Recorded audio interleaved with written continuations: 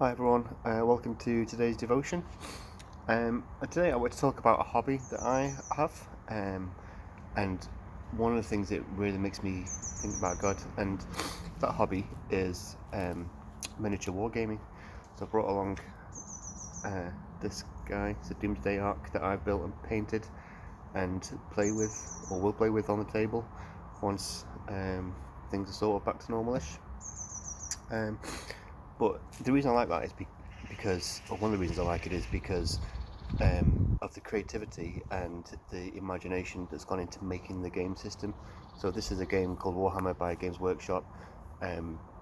It's been going for 30 years, and they've built this entire alternative reality. Well, it's not really alternative reality; it's set 40,000 years in the future, but whole new races, a whole new galaxy, and built it all and hangs all together with stories, and the scale of the imagination and the creativity is amazing to bring that to place. And it's one of many.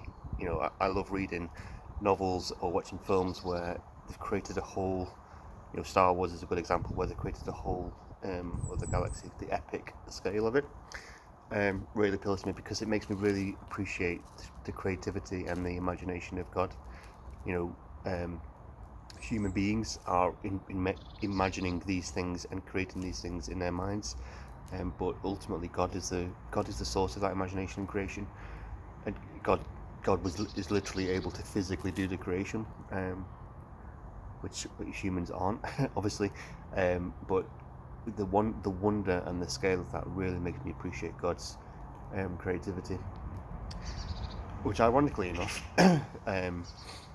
makes me think of something else as well. So it makes me really appreciate the greatness and the grandness of God and how vast and unbelievably huge He is, and His imagination and His creativity is. But also that then makes me zoom in and think of the tiny details that God is really concerned about in our lives. One of my favourite verses in the Bible. I brought a real actual Bible today.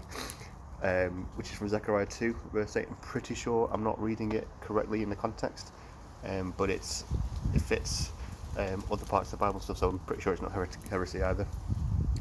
Zechariah 2, verse 8. After a period of glory, the Lord of Heaven's armies sent me against the nations who plundered you. For he said, anyone who harms you harms my most precious possession. The King James Version, or New King James Version, says this: anyone who looks at you looks upon the apple of my eye. And I think I am the apple of God's eye, and you are the apple of God's eye. God, who created this vast universe, who spoke it into being and imagined all of this amazing stuff, we looks at me and looks at you, and when he does, is looking at the apple of his eye. That just blows my mind, the vastness and the tininess of God, and that's kind of what I've been thinking about over Christmas, or running up to Christmas, because Christmas is about the incarnation and God bringing himself down to our level and becoming man. Like I said, the vastness and the tininess of God's scale really blows my mind. So that's what I'll be thinking about today. Hope you guys have a good day. Thanks. Bye. Anybody wants a game of Warhammer? Let me know.